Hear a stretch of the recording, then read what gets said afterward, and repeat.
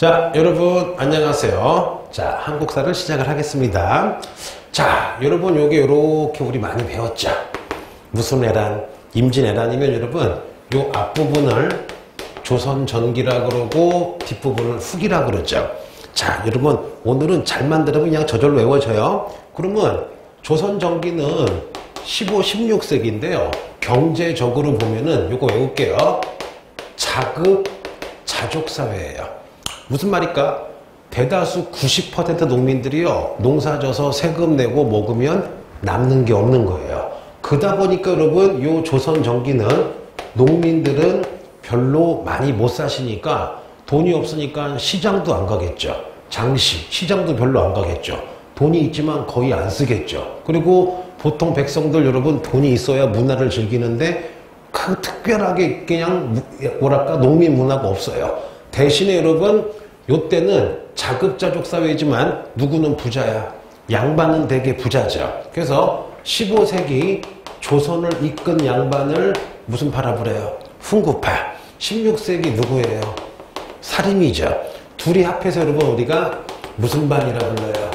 양반이라 부르죠. 그러면 15, 16세기 조선전기는 자급자족적 사회이기 때문에 농민이 많이 못 살기 때문에 무슨 서민 문화라든가 농민 문화가 특출하게 나타나진 않아요. 물론 있었겠지만, 그래서 여러분 15, 16세기는 그나마 돈 있고 권력 있는 양반 문화만 조금 꼽히겠죠. 그걸 조금 해줄게 여러분. 자, 해보자. 일단 재밌게. 자, 15세기 역사의 주인공은 무슨 파예요? 훈구파. 중앙에 있었죠. 권력을 잡았죠. 조선을 세웠죠. 그러다 보니까 여러분 이 사람들은 조금 화려한 걸 좋아해요. 그래서 여러분 도자기도 뭐를 좋아하느냐? 여러분 청자 색깔의 여러분 하얀색으로 이렇게 무늬를 만든 나름대로 고려 청자를 계승한 여러분 무슨 사기? 분청사기를 좋아해요. 그 이거야. 청자에다가 하얀 분을 발았다. 즉 고려 청자를 계승한 화려한 거고, 또 하나 여러분 요 훈구파는요, 여러분들이 혹시 그 김시습의 우리나라 최초의 한문 소설인 금오신화라고 여러분 들어본 적이 있죠. 그러면 이 훈구파는 좀 약간 현실적이잖아. 놀기 좋아하죠. 그래서 김시습의 금오신화, 분청사기를 좋아하고요. 또 여러분 이분들은요, 그림을 그려도 인간 중심이죠. 해볼게요 여러분. 자, 이렇게 계곡이 있고 이렇게 물이 흐르고 이렇게 나무가 있는데 선비가 술에 취했는지 뭐했는지 여러분 이렇게 엎드려 가지고 이렇게 물을 보고 있다. 이거를 고사 무슨 도 관수도라 불러요. 고사난 선비가 관 보고 있다. 물을 보고 있다. 그러면 훈구파는 자연도 있지만 누가 중심인 거야? 인간이 중심인 거죠. 그래서 15세기 훈구파가 즐겼던 그림 중에 하나, 무슨 관수도? 고사 관수도. 또 하나 15세기 여러분 세종대왕의 셋째 아들이었던 안평대군이 꿈속에서 아주 멋진 산에 가서 놀았던 거를 그림을 그리죠. 이렇게 여러분 산이 쭉 있으면 여기에 이제 사람들이 막 노는 모습이 보이거든요. 이거를 꿈속에서 좋은 데 갔다 왔다. 몽유 여러분 도원도. 그러면 15세기 조선전기 훈구파는 무슨 사기 좋아했다? 분청사기. 또 한문 소설. 그 다음에 그림도 사람 중심이었다. 아까 배웠던 무슨 관수도? 고사 관수도. 그 다음에 꿈속에서 에버랜드 갔다 왔다. 몽유 도원도 같은 거예요. 그런데 16세기가 되면 여러분 누가 역사의 주인공이 돼요? 사림이죠. 사림은 인생의 목적이 오로지 뭐예요? 성리학이죠. FM이죠. 그러다 보니까 여러분 사림들은 도자기도 아주 깨끗한 하얀 여러분 뭐만 좋아해요? 백자만 좋아해요. 왜냐? 성리학자잖아. 사림들은 훈구파랑 틀리게 현실적이기보다는 정신적이고 인생의 목적이 성리학이죠. 그러다 보니까 깨끗한 걸 좋아하니까 여러분 뭐야? 하얀 백자를 좋아합니다. 그래서 사림들은 분청사기가 아니라 뭐를 좋아한다? 백자를 좋아한다. 그리고 여러분 사림들은 그림을 그려도 인간 중심이 아니죠. 뭐를 강조해요? 변하지 않는 정신을 강조하죠. 그러다 보니까 여러분 그림을 그리더라도 변하지 않는 정신, 매, 난, 국, 죽 같은 거 그리죠, 여러분. 이게 바로 조선전기의 문화입니다. 그러면 조선전기 문화는 많이 안 나와요. 왜냐? 여러분 그냥 양반 중심의 문화잖아. 그런데 여러분 지금부터 하는 것만 잘만 들으면요 엄청 이제 재밌어집니다. 자, 이제 시작을 하겠습니다. 자, 요게 무슨 해란이에요? 임진왜란. 전쟁 끝나고 나서 많은 농민이 피해 입고 죽었지만요 역설적으로 여러분 전쟁 끝나고 나서는 기회야. 왜냐? 많은 사람이 죽었죠. 그 다음에 정부가 전쟁 겪고 나니까 농민을 통제를 못하죠. 그래서 자, 임난 끝나고 조선 후기 일부 농민들이 위기지만 기회다. 잘 살아보자. 왜냐? 국가가 간섭도 안 하죠. 절대적으로 인구 줄었죠. 토지가 남아들죠. 이랬을 때 여러분 일부 농민들이 뭐를 하느냐? 이양법, 같은 말로 무슨 내기? 모내기라는 농사기술을 하기 시작합니다. 그러면 모내기가 뭔지 알죠, 여러분? 이렇게 여기 논이 있으면은 여기다가 이렇게 판때기 하다가 모종을 심은 다음에 이렇게 모내기 하는 게 모내기 이사시킨다 이 양법이에요. 이걸 하면요 놀라지 마세요. 노동력은 5배가 줄어들고 생산력은 5배에서 10배가 된대요. 그럼 유치하게 할게요. 만약에 어떤 농민이 이 양법 모내기를 성공하면 여러분 1년에 연봉이 1,000만 원이었다가 1년에 연봉이 1억에서 5억이 되는 거야. 이거 봐봐 여러분. 선생님이 농부인데 원래 연봉이 1,000만 원이었어. 그럼 월 100만 원 꼴이죠. 그런데 이양법이랑 모내기를 여러분 같은 거지만 성공하니까 연봉이 5억이 돼요. 여러분 그거 봐봐. 100만 원 벌다가 한 달에 5천 벌면 선생님의 모든 문화생활이 확 하고 변하겠죠. 그래서 여러분 조선 후기 농민 중에 이 양법과 모내기를 성공한 사람이 10명 중에 한 2명이 등장해요. 그런 농민을 조선 후기 부자 되세요. 무슨 농? 분농이라 불러요. 그러면 조선 후기 제가 보기에는 가장 핵심 단어는 무슨 농이에요? 분농이에요. 해볼게요. 나 갑자기 부자가 됐어. 근데 봐봐 여러분. 근데 임난 중에 나라에 돈이 없잖아요. 나라에 돈이 없으니까 어떻게 하느냐 여러분. 나라에서 자 따라해보자. 공명첩 그 다음에 납속책이라는 걸 팔아요. 요게 뭐냐? 납속책은 나라에다가 1억이나 2억쯤 쌀을 내면 노비든 농민이든 양반으로 만들어주는 거야. 그러면 공명첩은 뭐냐? 임명장인데 요 사람을 양반으로 임명함. 그리고 이름칸이 벼 있어요. 그럼 요거 쌀로 한 1억 주면은 요거 사가지고 김태훈 쓰면은 내가 양반이 되는 거야. 그래서 여러분 임난 중에 조선 후기 나라에서 공명첩 납속책을 팔아요. 그러면 분홍들 돈 많죠. 그럼 양반 되면 좋은 점 첫째 군대 안 가죠. 지배층이 되는 거죠. 내 자식 과거도 볼 수 있죠. 탐관오리가 여러분 양반은 못 건들죠.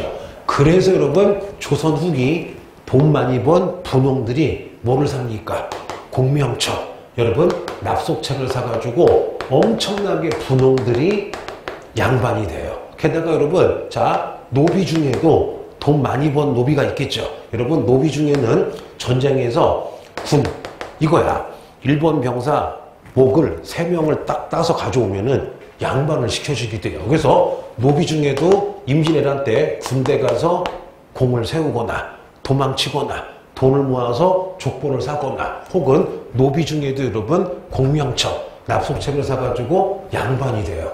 그러다 보니까 여러분 조선 후기 웃긴 얘기 해줄게요. 원래 양반이 조선 전기는 양반이 전체 인구의 10%인데요. 조선 후기는 분홍 노비들이 족보 사고 군공 세우고 공명첩 여러분 납속책을 해서 어느 도시는 양반이 여러분 40%가 됐대요. 그러면 조선 후기가 되면 첫째 엄청나게 무슨 반이 증가한다. 양반이 증가한다.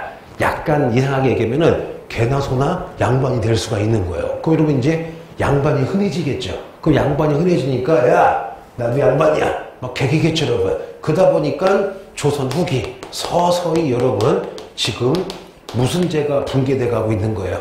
신분제가 붕괴돼 가고 있다. 혹은 신분제가 흔들리고 있다. 좋은 거야 나쁜 거야? 좋은 거죠. 왜냐? 양반이 여러분 증가할수록 양반끼리는 평등하니까 지금 무슨 사회로 가고 있는 거예요? 평등 사회로 가고 있는 거지. 이해되겠죠? 자, 좋습니다. 그래서 천천히 해볼게. 조선 전기보다 조선 후기가 왜 잘 나오느냐? 조선 전기는 그냥 양반 사회였죠. 농민들 문화도 별로 없었죠, 여러분. 근데 조선 후기가 되면 서서히 역사의 새 주인공으로 누가 등장하는 거야? 농민이 등장해서 양반으로 변신하고 서민 문화가 나오고 한글 소설이 나오고 판소리가 나오니까 이때가 제일 잘 나오는 거예요. 뭔지 아시겠죠? 그럼 해볼게요. 그래서 조선 후기가 되면 모든 농민은 아니지만 일부 농민이지만 무슨 법에 성공해요? 이한법. 무슨 내기? 모내기에 성공해서 부자 되세요. 무슨 농? 분홍이 돼요. 그러면 분홍이 돈 많으니까 5번 무슨 첩을 삽니까? 공명첩, 납속첩을 사서 양반이 되고 노비도 마찬가지죠. 그러다 보니까 조선 후기에 무슨 제가 동요해? 신분제가 막 흔들리는 걸 동요라 그래요. 그래서 조선 후기 양반이 급속도로 증가했다. 그래서 신분제가 많이 무너지고 있다. 무슨 사회로 가고 있다? 평등 사회로 가고 있다. 또 하나 해볼게요. 자, 그럼 여러분 계속 해볼게. 조선 후기 분홍이 돈이 많아요. 분홍이 돈이 많으니까 이제 어떻게 해요? 쌀도 갖다 팔고 돈 맛을 봤어요. 그럼 뭐야? 돈 되는 담배, 인삼 그런 거 농사 짓겠죠. 그러다 보니까 여러분 분홍들은 쌀도 갖다 팔고 담배도 갖다 팔고 인삼도 재배해서 시장에다가 갖다 팔아서 돈을 많이 벌었죠. 그래서 여러분 조선 후기 분홍이 등장하면서 조선은 상품, 쌀도 상품, 담배도 상품, 인삼도 상품이 돼서 이거를 시장, 장시에 갖다 파는 상품, 무슨 패, 화폐 경제가 발달하는데 큰 영향을 끼친다. 그래서 여러분 분홍들도 돈을 엄청 벌어요. 게다가 여러분 이때 조선 후기 무슨 법으로? 대동법으로 누가 등장했어요? 공인도 등장해서 막 시장 다니면서 물건 사고 막 화폐 주죠. 그와 더불어 분홍도 등장해서 바로 요 공인에게 담배도 팔고 인삼도 팔고 사과도 파니까 여러분 공인 요 분홍 때문에 조선 후기 장시가 발전하고 상공업, 수공업 발달하고 여러분 상품화폐 경제가 발달하는 거야. 그럼 여러분 이제 뭐가 필요해요?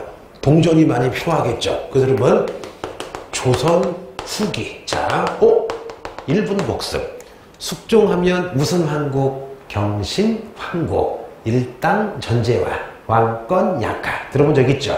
이 숙종 때 여러분 바로 지금 분홍이나 공인들이 시장 가는데 쌀 가지고 가면 무겁잖아요. 그래서 여러분 숙종 때 여러분이 잘 아는 엽전, 화폐를 만듭니다. 바로 그 유명한 여러분 상평통보라는 엽전이 만들어져서 여러분 우리 역사 최초로 전국적으로 유통이 되는 거야. 그러면 고려시대 조선 전기에도 화폐가 있었지만 잘 안 쓰였어. 왜냐?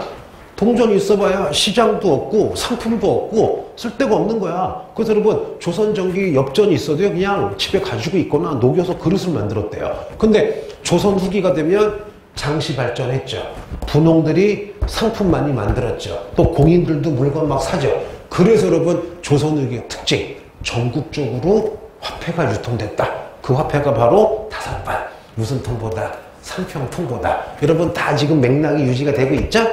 됐습니다. 그래서 분홍들이 등장해서 상품화폐 경제가 더 발달하고 거기다 대동법으로 공인 출원해가지고 더욱더 발전하고 그러다 보니까 화폐가 전국적으로 유통이 됐구나. 그래서 전국적으로 유통되는 화폐를 우리가 무슨 통보라 불러요? 상평통보. 여기까지 되겠죠? 또 하나 여러분 요 분홍들 여러분 여유가 있죠. 얘네 봐봐요. 사람이 주머니에 조금이라도 돈이 있어야지 우리가 극장도 가고 PC방도 가고 책도 읽잖아요. 그래서 여러분 조선 후기 분홍들이요 돈이 많으니까 여러분 자 이제 양반이 아니라 일반 농민들이 즐기는 문화가 나옵니다.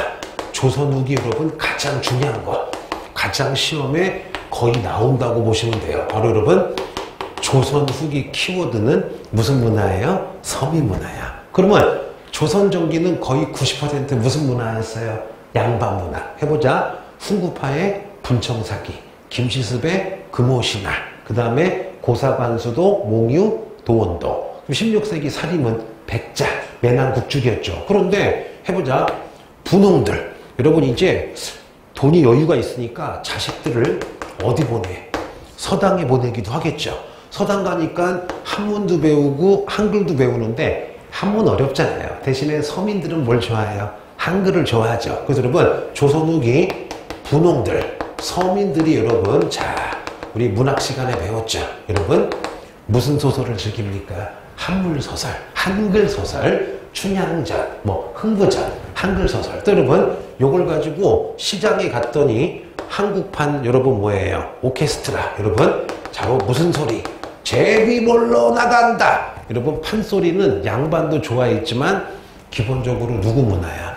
분홍, 서민 문화예요. 또 하나 뭐가 있을까? 여러분 서민들죠.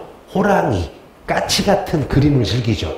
그 전까지 그림은 누구 문화였어? 양반 문화인데 이제 서민들이 돈이 있으니까 집에다가 호랑이, 잡기야 오지 말아라. 까치, 반가운 손님아 와라. 그래서 여러분 서민들이 즐겼던 여러분 이제 무슨 화도 나와요? 민화도 나와요. 또 하나 양반들은 여러분 국어 시간에 배웠어요. 초장, 중장, 종장의 시조인데 정형시는 좀 어렵잖아. 그런데 여러분 자 이 분홍들은요 끝없이 길어지는 여러분 흑인 문화 중에 랩이라고 알죠? 뭐 I want you, 뭐 I will kill you 뭐 만나는 게 랩이라 그러죠? 똑같아요. 이 서민들은 많이 못 배웠기 때문에 정형시를 짓기가 좀 어려워. 근데 여러분 주저리 얘기하기는 되게 편하잖아요. 감정을 솔직히 얘기하는 거 있죠? 바로 여러분 끝없이 길어지는 무슨 시조? 사설 시조도 바로 사설이 뭐냐? 끝없이 길어지는 거야. 보통 여러분 그 귀족이나 양반들은 어떤 절제미, 정형미를 좋아하고 서민들은 감정을 솔직히 구체적으로 얘기하거든요. 그러니 길어질 수밖에 없어요. 그래서 무슨 시조? 사설 시조. 또 하나 여러분 시장 가면 뭐예요? 탈춤도 하고 여러분 무슨 곡? 가면곡도 하고. 그래서 여러분 이렇게 해보자. 그래서 필요 없어요. 조선 후기는 분홍들 드디어 서민들이 돈이 생기니까 서민 문화가 생겼다. 그 중에 제일 중요한 거 한글 소설. 무슨 소리? 판소리. 그림인 무수나 미나. 끝없이 길어지는 무슨 시조? 사설 시조. 무슨 춤? 탈춤 같은 게 유행을 한다. 그래서 오늘 배운 것 중에 조선 후기 제일 여러분 잘 나오는 거는 바로 무슨 문화라고 보시면 돼요. 서민 문화예요. 그런데 그림이 두세 종류가 나와요. 해보자. 자, 한꺼번에 안 해줄게 여러분. 지금 우리가 뭐 배우고 있어요? 조선 후기 배우고 있죠. 그럼 봐봐. 그 세 종류인데 서민들이 집에다가 장식했던 그림을 우리가 무슨 화라 불러요? 민화예요. 그런데 여러분 봐봐요. 조선시대 유명한 정조가 사랑했던 나라에 소속된 화가 중에 자 김홍도 들어본 적 있죠? 또 김홍도급인데 이분들은 중인이야. 나라에서 소속된 화가들이에요. 누가 있느냐 여러분? 신윤복이라는 분이 있어요. 그러면 요 김홍도와 신윤복이 딱 봤더니 시장 갔더니 이제 양반들이 아니라 서민들이 역사의 주인공이 된 것 같아. 그러니까 어떻게 하느냐? 이 김홍도와 신윤복이 전문 화가야. 여러분 요 전문 화가들이 서민들이 잘 나가네. 그래서 여러분 서민의 모습을 그려요. 그래서 김홍도, 신윤복이 그린 서민들의 모습을 그 당시 모습이다. 무슨 화라 불러요? 풍속화라 그럽니다. 그럼 여러분 좀 틀려요. 김홍도는 주로 누구를 그리느냐? 농민들, 그 다음에 상인들, 수공업자들, 여러분 상공업자, 그 다음에 막 일반 농민들이 춤추는 거 그런 걸 주로 그리면 신윤복 아저씨 좀 웃겨요. 뭐냐? 미녀. 그 당시의 아이돌. 여러분 그 조선시대 우리 그 술 따르거나 이렇게 춤추는 무희들을 우리가 여러분 무슨 생이라 불러요? 기생이라 부르죠. 그래서 기생과 어떤 양반들의 모습인데 여기서 여러분 양반이 중요한 게 아니라 그 당시 천민으로 여겨졌던 기생을 모델로 그리는 거야. 그래서 여러분 요게 그리고 또 하나 여러분 자 조선 후기에 진짜 유명한 화가가 나와요. 누구냐? 정선이라는 화가예요. 여러분 조선전기는 봐봐. 조선전기는 얼마나 웃기느냐? 중국에서 그림이 오면요 이 그림을 똑같이 그리는 게 미술이었어. 즉 조선시대 전기 양반들은요 우리 아름다운 금수강산을 안 그리고 중국의 그림만 베껴 그렸어요. 그런데 이 정선이 하는 말, 야 조선의 산천, 우리의 금강산 너무 아름답다. 그런데 왜 양반들이 가보지도 않는 중국산을 그리냐? 나는 진짜 우리의 경치를 그리겠다. 그래서 여러분, 정선은 중국의 그림이 아니라 진짜 우리의 경치를 그립니다. 여러분, 무슨 산수화? 진경산수화를 만듭니다. 그래서 여러분, 니네 초딩, 중딩, 고딩 때 배웠어요. 여러분, 이렇게 산이 있고 여기 집이 있고 이렇게 구름이 있는, 여러분 혹시 이거 알아요? 인왕, 제색도, 그 다음에 금강, 전도 같은, 여러분 진짜 우리의 경치를 그렸다. 그래서 조선 후기 그림이 세 종류가 나오는데 그냥 알아두세요. 해보자. 조선 후기 주인공이 분홍, 가로치고 무슨 민? 서민이니까 서민이 자기 집에 붙인 그림을 미나. 그 서민이 등장한 거를 전문화가가 그렸다. 무슨 화? 풍속화. 그리고 양반 문화 중에서도 특이한 게 나왔다. 중국의 문화가 아니라 우리의 그림을 그린다. 무슨 산수화? 진경산수화. 그래서 여러분, 조선 후기 그림은 딱 요거예요. 뭔지 아시겠죠? 자, 배울게요. 그래서 분홍 하나 가지고 지금 여러분 엄청나게 많은 경제와 지금 문화를 하고 있습니다. 그리고 또 하나, 조선 후기 여러분 가장 큰 개혁, 그냥 말로만 써볼게요. 자, 임난 끝나자마자 광해군에 여러분 무슨 법은 무조건 나온다고 보시면 돼요. 대동법. 사과 대신에 쌀, 화폐, 포. 1개월당 12도. 누구 등장? 공인 등장. 토지에 부과했다. 기억나죠? 그 다음에 영조의 무슨 법? 균형법. 1년에 2개 걷던 군포를 하나로 줄였다. 대신에 재정이 약화되니까 왕이 자기 용돈을 포기했죠. 바다에서 나오는 용돈을 포기했다. 바다의 선박, 선박세. 선박이 고기 잡는다. 무슨 세? 어장세. 짜자. 염세. 그리고 양반들에게도 1개월당 2두. 무슨 작을 거뒀다. 결자. 그리고 양반 중에 돈 내면은 명예직을 주고 돈을 받았다. 선무, 군간포. 미리 얘기할게요. 수능 한국사 20문제 중에 이 2개 중에 하나는 무조건 나오거나 둘 다 나올 수가 있죠. 내가 여러분 이거 되게 자세히 했어요. 총정리한 거예요. 그래서 대동법 하면은 공인, 영조의 무슨 법, 균형법을 반드시 외워야 됩니다. 자, 좀 재밌는 거 해볼게요.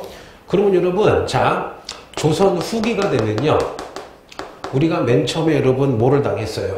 병자 호란을 당했죠. 그래서 대다수 양반들이 야, 우리 복수하자. 응? 우리 청나라에 복수하자. 그래서 여러분, 대다수 양반들이 뭐 했어요? 북벌을 했었죠, 여러분. 그런데 여러분, 18세기 여러분, 영조와 정조 때가 되면 생각이 좀 바뀌어요. 어떤 생각이 바뀌느냐? 야, 2가지 생각이 바뀌어요. 뭐냐? 우리가 지금 성리학 가지고 조선을 다스렸는데 너무 성리학이 예성 문제, 예의 같은 것만 따지다 보니까 백성들이 지금 굶어 죽는다. 그래서 성리학을 여러분 반성하면서 이게 제일 잘 나오죠. 여러분, 조선 후기에 성리학을 좀 변화시키자. 뭐냐? 성리학이 너무 정신적이니까 성리학 중에 실용적인 부분이 있다. 그래서 이제 인의 예지 같은 것도 중요하지만 백성들이 현실에서 잘 살 수 있게 정책을 만들 수 있는 실용적인 학문을 하자. 그래서 여러분, 영정조 때 조선에 여러분 이건 너무나 중요하죠. 거의 나온다고 보시면 되죠. 무슨 학이 나와요? 실학이라는 게 나옵니다. 그러면 조선 후기 영조와 특히 여러분 정조 때 꼽혔던 실학은 뭐냐? 바로 여러분 2가지 의미가 있죠. 자, 경세 외우지 마세요. 경세치용이 뭐냐? 세상을 잘 경영하자. 실용적으로 백성들 굶어 죽으니까 토지 같은 거 개혁하자 이거야. 또 하나 여러분, 실학의 키워드 이용후생이에요. 수레와 선박, 기술을 이용해서 잘 살게 만들자. 그래서 여러분, 경세치용은 주로 외우지 마세요. 무슨 개혁을 주장해요? 토지개혁. 너무 양반만 땅이 있다. 농민에게 토지를 줘서 잘 살게 하자. 이용후생은 야, 우리 상공업을 발달시켜서 좀 부자되게 만들자. 이게 여러분 실학이라고 부릅니다. 그래서 실학자 중에 몇 명을 하겠어요. 그래서 조선 후기에 가장 잘 나오는 것 중에 하나, 무슨 학이 나오기 시작했다. 실학이 나오기 시작했다. 해볼게요, 여러분. 그리고 실학은요, 자, 천천히 해볼게. 실학은 일단 중요시 여기다. 농사를 중요시 여기다. 여러분, 무슨 학파가 있어요? 중농학파가 있어요. 그러면 농사에서 중요한 건 무슨 지야? 토지죠. 근데 여러분, 조선 후기에 90% 토지를 양반이 가지고 있고 농민은 토지가 없는 거야. 이거를 유식하게 뭐라 그러느냐? 지주. 토지의 지주는 양반이고 나머지 농민은 땅이 없어서 지주의 땅을 농사짓는 아주 가난한 사회다. 무슨 사회? 지주 전호제예요. 그래서 실학자 중에 중농학파는 여러분 무슨 개혁을 주장해요? 토지개혁을 주장합니다. 그래서 제일 잘 나오고 제일 핵심적인 게 누구냐? 여러분, 무슨 야경 선생? 정약용 선생이 제일 많이 나와요. 해볼게요. 일단 정약용은요, 그 유명한 책을 썼죠. 우리 사또들이 백성들을 이렇게 잘 다스려야 된다. 사또들이 반드시 읽어야 될 책. 여러분, 요거 모르는 사람 없죠? 무슨 심서? 목민심서를 만들었습니다. 그리고 두 번째, 정약용도요, 중농학파니까 토지개혁을 따지죠. 그래서 맨 처음에는 여전제라는 걸 주장해요. 여전제가 뭐냐? 네 땅, 내 땅 없이 나라에서 큰 땅을 주면 공동으로 4, 50명이 농사져서 나눠 먹는 거야. 이렇게 해요. 여러 명이 내 땅, 나 땅 없이 나라에서 땅을 주면 공동으로 농사져서 공동으로 분배한대요. 약간 공산주의 같죠. 근데 문제는 뭐야? 여러분들 알겠지만 내 땅이 없으면 열심히 해야 안 해요. 열심히 안 하죠. 또 50명이 다 열심히 하지 않겠죠. 누구 농땡이 펴서 그냥 무임승차 하겠죠. 그래서 여러분 나중에 정약용이 바꿔요. 안 되겠다. 여전제를 하지 말고 무슨 제를 하자? 정전제. 무슨 제? 정전제가 뭐냐? 이렇게 우물정자로 땅을 나눠서 농민 1, 2, 3, 4, 5, 6, 7, 8에게 자기 땅을 줘요. 그러면 자기 땅이 있으니까 열심히 농사 짓겠죠. 대신에 요 가운데는 공동으로 농사져서 여기 나오는 땅은 곡식은 나라에다가 세금으로 내는 거야. 또 하나 여러분, 정약용은 되게 누가 이뻐했어요?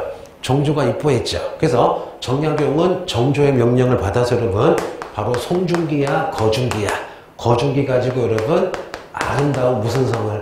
화성을 쌓기도 합니다. 그래서 여러분 실학을 집대성한 사람 무슨 야경? 정약용. 자, 정약용은 토지개혁했으니까 무슨 학파? 중농학파. 그래서 관리들에게 백성들 가르칠 때 백성들을 이렇게 보살필 때 양심적으로 해야 된다. 무슨 심서? 목민심서.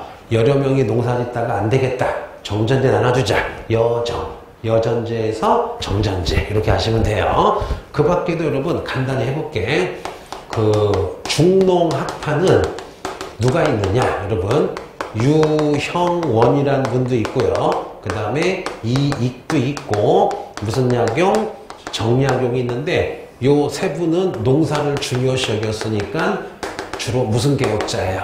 토지개혁이죠. 그래서 유형원은 사농공상 양반에게는 좀 많이 농민에게는 조금 덜 이렇게 신분제별로 균등하게 나라에서 균등하게 토지를 주자. 무슨 제? 균전제. 이익은 너무 양반이 많이 갖지 못하게 제한해서 어느 이상만 갖게 하고 나머지는 농민에게 주자. 너무 많이 가는 걸 양반들이 많이 가는 걸 제한하자. 무슨 제? 한전제. 그리고 정약용은 맨 처음에 여러 명이서 농사 짓자. 무슨 제? 여전제였다가 여러분 무슨 제가 됐다? 정전제가 됐다. 그러면 문제는 여러분 이거 중3 때도 하고 고1, 2 때도 했어. 그러면 답을 알려줄게요. 일단 누구를 확실하게 외워야 돼요. 정약용을 확실하게 외우고 이 사람들도 외우면 좋은데 보통 나오면 지문에 보여줘요. 자, 그러면 유형원, 이익, 정약용이 나오면 아하, 실학자다. 중농학파고 무슨 개혁? 토지개혁을 해서 자기 땅을 가지고 있는 무슨 농을 육성하고 싶었던 거예요?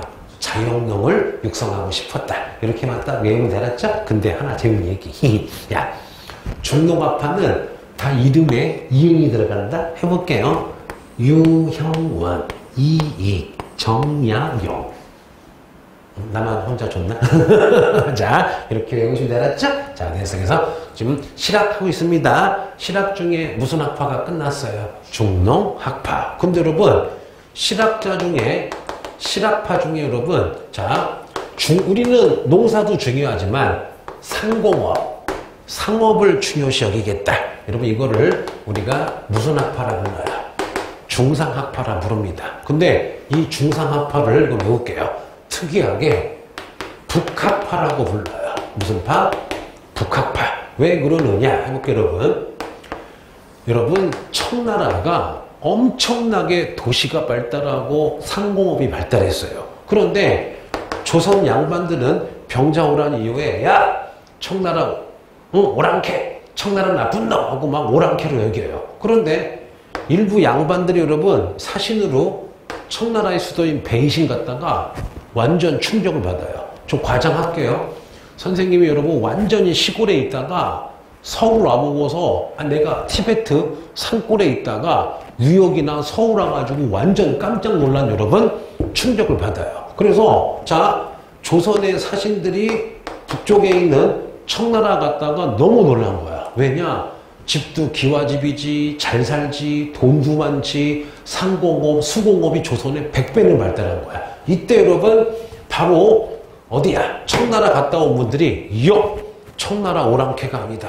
청나라가 우리보다 겁나 잘 산다. 그래서 북벌, 청나라 미워할 게 아니라 북쪽에 있는 청나라의 상공업과 그들의 기술을 배우자. 그래서 중상학파를 10번 무슨 파라 불러요? 북학파예요. 그러면 중상학파, 북학파는 바로 청나라의 기술 같은 걸 배워서 조선도 상공업을 발전시키자 이거야.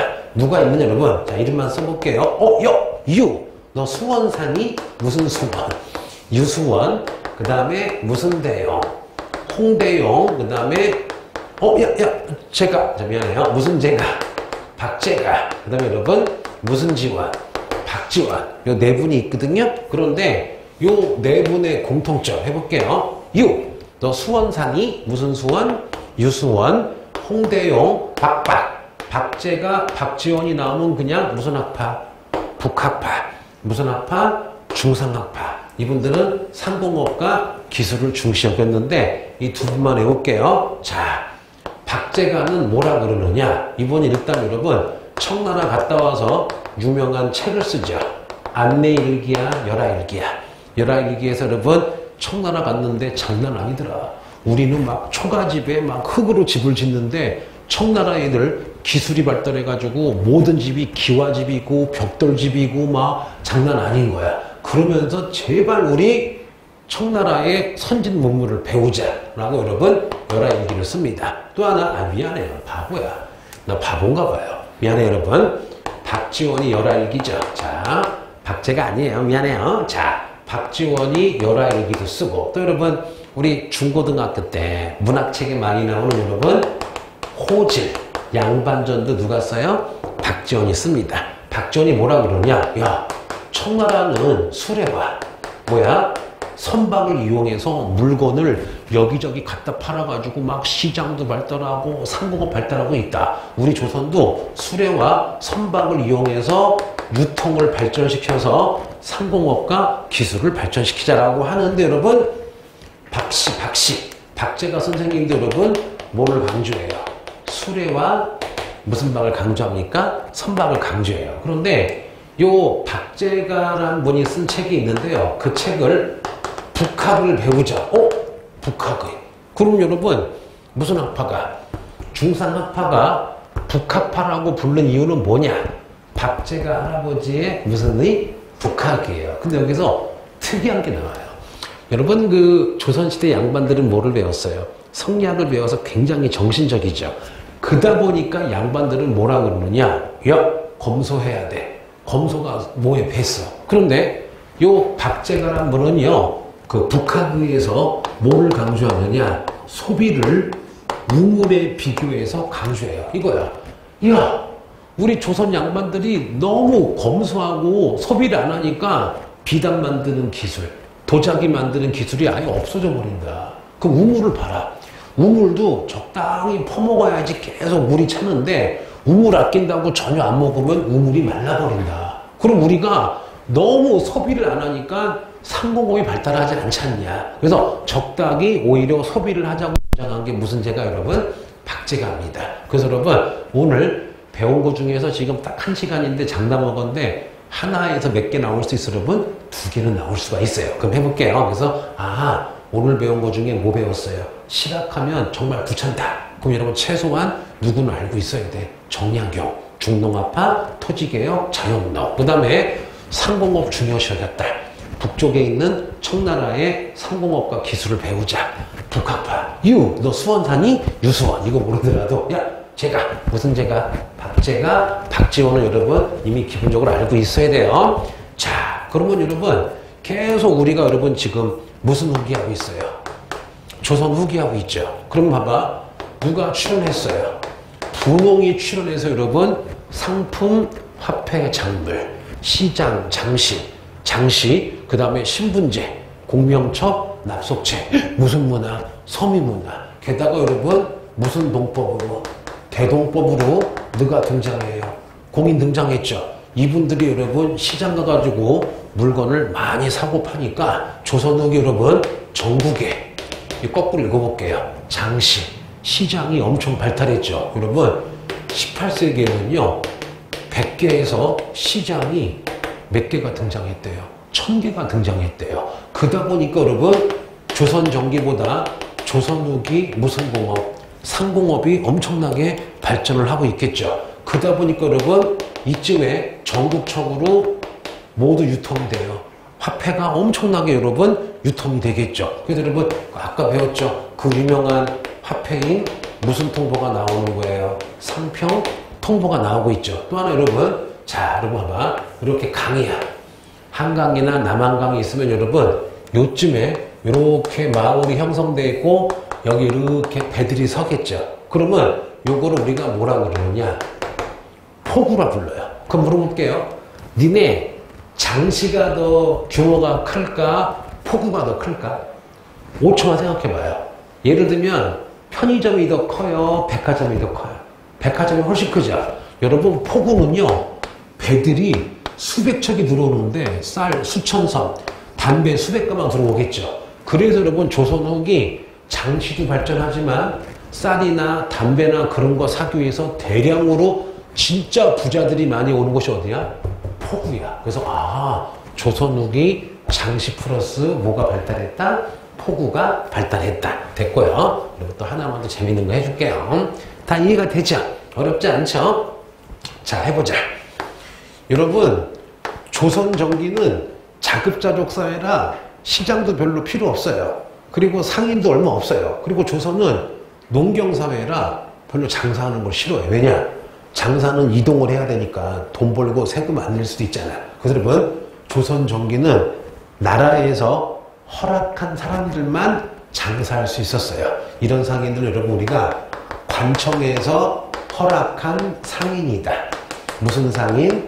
시전상인이라 불러요. 그럼 시전상인은 서울이나 큰 도시에 점포 가지고 장사하는 건데 요 시전상인은 나라가 허락한 애만 장사할 수 있어요. 대신에 세금을 많이 내요. 대신에 얘네들에게 너만 나이키 팔어, 너만 핸드폰 팔어 이렇게 하면 무슨 판매권을 줬어요? 독점 판매권을 주는 대신에 세금도 많이 냈어요. 그런데 시골에는 저런 게 없잖아요. 그래서 여러분 니네 보면은 등에다가 뭐 이렇게 지고서 여기저기 돌아다니는 상인 중에 여러분 혹시 무슨 상이라고 들어봤어요? 보부상이라고 들어봤죠? 그래서 여러분 조선 전기는 아무도 장사할 수 없어요. 오로지 누구만 장사하느냐? 관청에서 허락한 상인이 관호상인인데 대도시에 점포 가지고 있는 무슨 상인? 시전상인. 이동하는 누구? 보부상만 장사할 수가 있어요. 근데 조선 후기가 되니까 무슨 놈이 등장해요? 분홍이 등장해서 돈을 많이 쓰죠. 그러다 보니까 여러분 시전상인, 보부상 가지고는 안 돼요. 그러다 보니까 여러분 조선 후기에 허락받지 않은 프라이빗, 개인적으로 장사하는 무슨 상이 이제 등장해요? 사상이 등장해요. 왜냐? 조선 전기는 소비자가 10,000명이었는데 조선 후기가 되면 소비자가 100만 명이 되니까 얘네 가지고 안 되잖아. 그러다 보니까 여러분 나중에 외우지 마세요. 정조 때 금난 정권이라는 걸 폐지합니다. 금난정권이 뭐냐? 시전상인만 장사하는 독점권을 없앤 거야. 그럼 한번 해볼게요. 정조대왕이 잠깐만, 지금 요 시전상인 가지고는 어떻게 안 된다. 근데 법적으로는 사상은 불법이거든. 그러니까 정조가 안 되겠다. 자유롭게 장사하기 위해서 몇 번 해볼게요. 금지한다. 난전이 몰래 장사하는 걸 난전이라 그래요. 그러면 원래 몰래 장사하는 사상들을 불법이었거든요. 얘네 단속했거든요. 그 법을 금지한다. 사상들이 몰래 장사하는 거를 금지하는 거를 폐지를 해요. 그러다 보니까 여러분 정조대왕이 5번 무슨 정권 폐지? 금난정권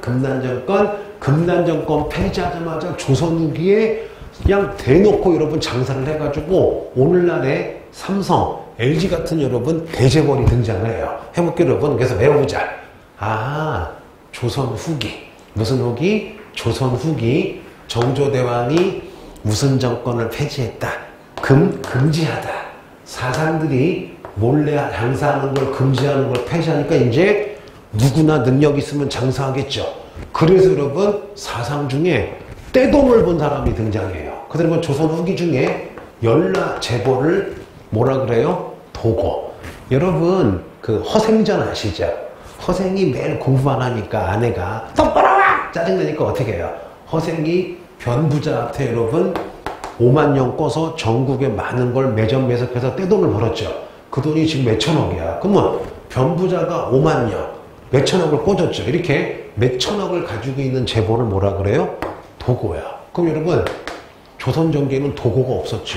왜냐? 자급자족 사회라 부자 사회가 아니었잖아. 근데 여러분 조선 후기가 되면 분홍 등장하고 공인 등장하고 장시 포구 발전하고 정조의 무슨 정권 폐지, 금난정권 폐지로 이제 사적인 여러분 사람들이 막 돈 벌어가지고 엄청 부자가 되는 거예요. 니네 물어볼게요. 한국에서 최고로 큰 재벌 중에 하나인 현대그룹 아시죠? 그 현대그룹 만드신 분이 정주영 회장님인데 이분이 여러분 엄청나게 가난한 농부집 아들인데 집 가출해서 여러분 서울에서 막 이것저것 하시고 맨 처음에 쌀집을 하셨어요. 쌀집을 하시다가 2번인가 망해요. 망해서 여러분 카센터 같은 거 하시다가 여러분 별별 고생을 다해서 여러분 90년대인가 그분이 여러분 한국의 제일 부자가 돼요. 무슨 말이냐? 아무것도 가진 게 없는 여러분 가난한 농민의 아들이어서 전 세계 여러분 수십 등 안에 되는 부자가 됐다고. 바로 조선 후기에 그런 사람들을 무슨 상이라고 보시면 돼요? 사상이라고 보시면 돼요. 그럼 여러분 해볼게요. 자, 조선 후기. 자, 여러분 조선 후기에 자 재벌들 사상 중에 가장 유명한 사람이 뭐냐? 여러분 여기 국경도시 의주에 자 만상이라는 분이 있어요. 요 만상은 뭐냐? 바로 만주에 있는 청나라 상인들과 무역하는 거야. 그래서 떼돈을 버는 거야. 그러면 중국에서 비단, 도자기 같은 거 필요할 때 의주에 무슨 상이?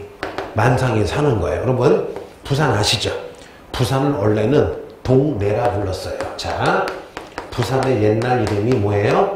동래예요. 그러면 부산에 있는 상인을 무슨 상이라 불러요? 내상인데 여러분 그거 알아요?